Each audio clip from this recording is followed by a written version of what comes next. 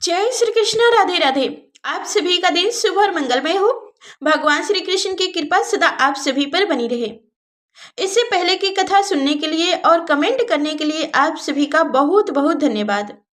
आज दिनांक है 15 जनवरी बुधवार का और आज माघ मास का दूसरा दिन है। आज पुण्य नक्षत्र सुबह 10:28 तक रहेगा और बाद में अश्लेषा नक्षत्र प्रारंभ हो जाएगा। इसके अलावा आज प्रीति योग और आयुष्मान योग का शुभ संयोग भी बन रहा है और यह सभी शुभ योग किसी भी धार्मिक कार्य को, किसी भी नए काम को शुरू करने के लिए बहुत ही पुण्य और लाभकारी माने जाते हैं। आज के महात्म्य का श्रवण करने से पहले आपको सुनाते हैं एक भगवान श्री कृष्ण की भक्त की कथा। जैसे कि आपने इससे पहले की कथा में एक डाकू की कहानी सुनी थी। एक बार श्रीमद् भागवत कथा सुनते समय गुरुदेव के मुख से एक कथा सुनी जो आज मैं आप सभी को सुनाने जा रही हूँ। यह कथा सुनकर आपके हृदय में भगवान के लिए प्रेम जरूर जागेगा। तो एक बार की बात है, एक संत जंगल में कुटिया बनाकर रह रहे थे और भगवान श्री कृष्ण का भजन करते थे। संत को यकीन था कि एक ना एक दिन मेरे भगवान श्री कृष्ण मुझसे साक्षात दर्शन जरूर देंगे, मुझसे मिलने जरूर आएंगे। उसी जंगल में एक शिकारी आया। उस शिकारी ने संत की कुटिया देखी और कुटिया में गए और उसने संत को प्रणाम किया और पूछा कि आप कौन हैं और आप यहाँ क्या कर रहे हो। संत ने सोचा यदि मैं इससे कहूंगा कि भगवान श्री कृष्ण के इंतजार में बैठा हूं तो उनका दर्शन मुझे किसी प्रकार से हो जाए तो शायद इसको ये बात समझ में नहीं आएगी। संत ने दूसरा उपाय सोचा। संत ने शिकारी से पूछा, भैया पहले आप बताओ कि आप कौन हो और यहाँ किस लिए आते हो।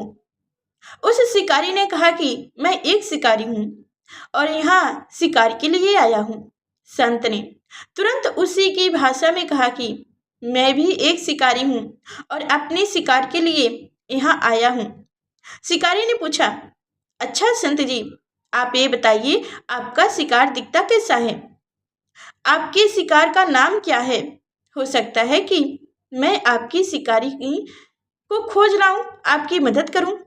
संत ने सोचा इसे कैसे बताऊं। फिर भी संत कहते हैं, मेरे शिकार का नाम है और दिखने में बहुत ही सुंदर है, सुरहर सलोहन है, उनके सिर पर मोर मुकुट है, हाथों में बंसी है, बांसुरी है। ऐसा कहकर संत जी रोने लगे। रोता बोला, वही शिकारी बोला, बाबा रोते क्यों हो, मैं आपके शिकार को जब तक ना पकड़ लूं तब तक मैं पानी भी नहीं पीऊंगा और आपके पास नहीं आऊंगा। अब वह शिकारी घने जंगल के अंदर गया और जाल बिछाकर एक पेड़ पर बैठ गया। यहाँ पर इंतजार करने लगा। भूखा प्यासा बैठा हुआ है। एक दिन बीत गया, दूसरा दिन बीत गया और फिर तीसरा दिन। भूखे प्यासे शिकारी को नींद भी आने लगी। बाके बिहारी को उन पर दया आ गई। भगवान उसके भाव पर पिघल गए। भगवान मंद मंद स्वर से बांसुरी बजाते आए और उस जाल में खुद ही फंस गए। जैसे ही शिकारी को फंसे हुए शिकार का अनुभव हुआ तो तुरंत नींद से उठा और उस सांवरिये भगवान को देखा। जैसा संत ने बताया था उसका रूप हूबहूब वैसा ही था। वह अब जोर जोर से चिल्लाने लगा, मिल गया, शिकारी मिल गया। शिकारी ने उसे शिकार को जाल समेत कंधे पर बैठा लिया और शिकारी कहता हुआ जा रहा है, आज 3 दिन के बाद मिले हो, खूब भूखा प्यासा रहा, अब तुम्हें मैं छोड़ने वाला नहीं हूँ। शिकारी धीरे धीरे कुटिया की ओर बढ़ रहा था। जैसे ही संत की कुटिया आई तो शिकारी ने आवाज लगाई, बाबा बाबा। संत ने तुरंत दरवाजा खोला और संत उससे शिकारी के कंधे पर भगवान श्री कृष्ण को जाल में फंसा देख रहा है। भगवान श्री कृष्ण जाल में फंसे हुए मंद मंद मुस्कुरा रहे हैं। शिकारी ने कहा, आपका शिकार लाया हूं, बड़ी मुश्किलों से यह मिले हैं।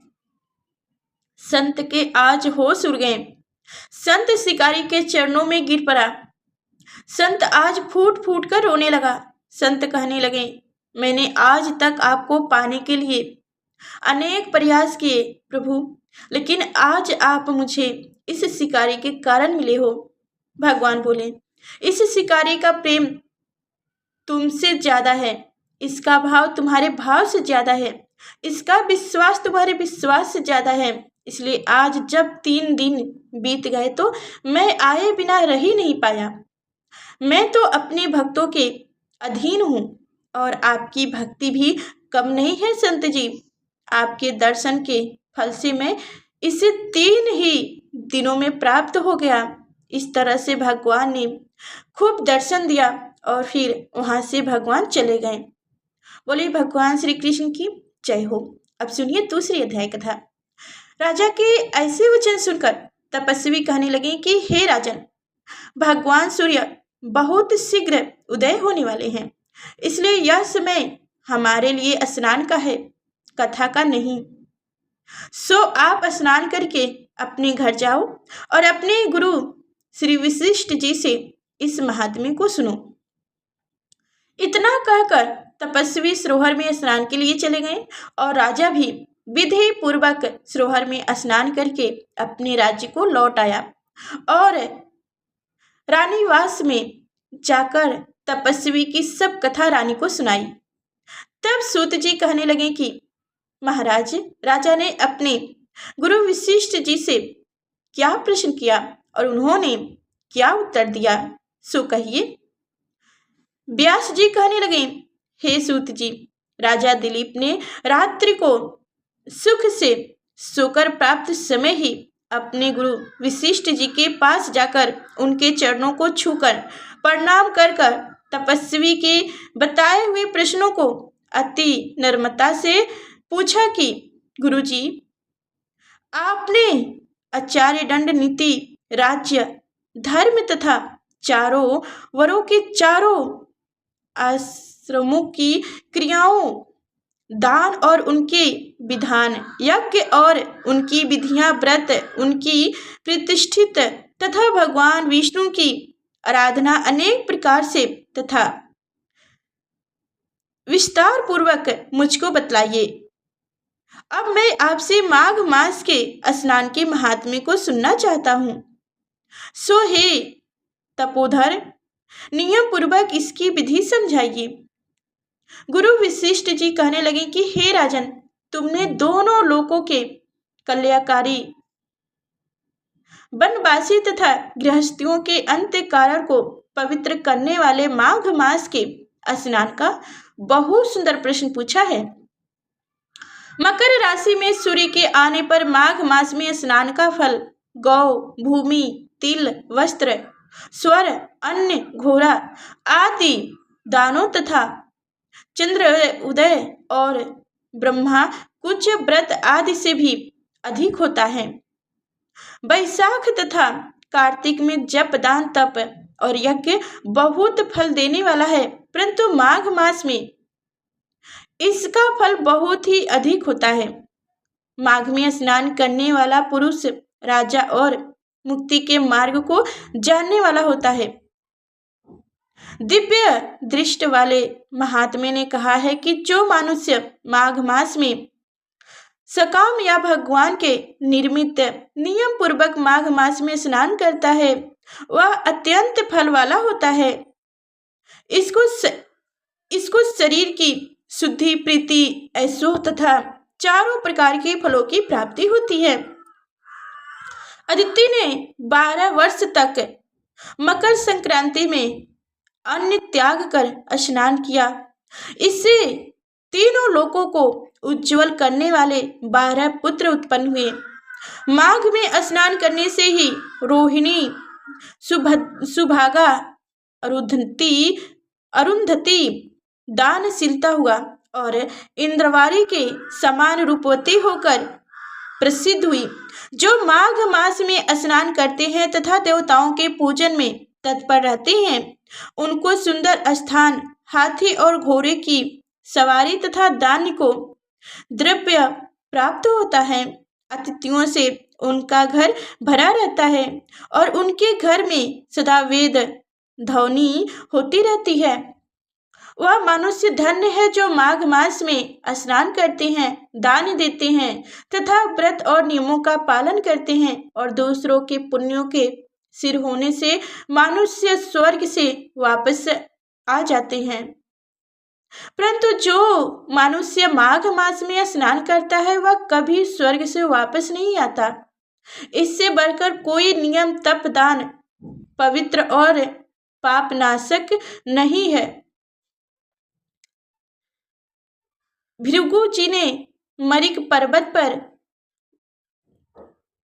विद्याधरों को यह सुनाया था। तब राजा ने कहा कि ब्राह्मण, भृगु ऋषि ने कब मरिक पर्वत पर विद्याधरों को उपदेश दिया था, सो बताइए। तब ऋषि जी कहने लगे कि हे राजन, एक समय 12 वर्ष तक वर्षा न होने के कारण सब प्रजा तबाही होने लगे। तबाही होने के कारण संसार में बड़ी उत्पत्ति फैल गई। हिमाचल और विंध्याचल पर्वत के मध्य का देश निर्जन होने के कारण श्रद्धा, तप तथा स्वाध्याय सब कुछ छूट गया। सारा लोक विपत्तियों में फंसकर प्रजाहीन हो गए। सारा भूमंडल पर फल और अन्न से रहित हो गए। तब विंध्याचल पर्वत से नीचे बहती हुई नदी के सुंदर वृक्षों से आच्छादित अपने आश्रम से निकलकर श्री भृगु ऋषि अपने शिष्यों सहित हिमालय पर्वत पर गए। इस पर्वत की चोटी नीली और नीचे का हिस्सा सुनहरी होने से सारा पर्वत पीतांबरधारी श्री भगवान के सदृश लगता था। पर्वत के बीच का भाग नीला और बीच बीच में कहीं कहीं सफेद स्फटिक होने से तारों से युक्त आकाश जैसी शोभा को प्राप्त होता था। रात्रि के समय वह पर्वत दीपकों की तरह चमकती हुई दिव्य औषधियों से प्रेरित किसी महल को शोभा को प्राप्त होता था। वह पर्वत शिखरों पर बांसुरी बजाती और सुंदर गीत गाती हुई किन्नरों तथा केले के पत्तों की पताकियों से अत्यंत शोभा को प्राप्त हो रहा था। यह पर्वत नीलम, पन्ना, पुखराज तथा इसकी चोटी से निकलती हुई रंग बिरंगी किरणों से इंद्रधनुष के समान प्रतीत होता था। स्वर आदि सब धातुओं से तथा चमकते हुए रत्नों से चारों ओर फैली हुई अग्नि ज्वाला के समान शोभायमान था।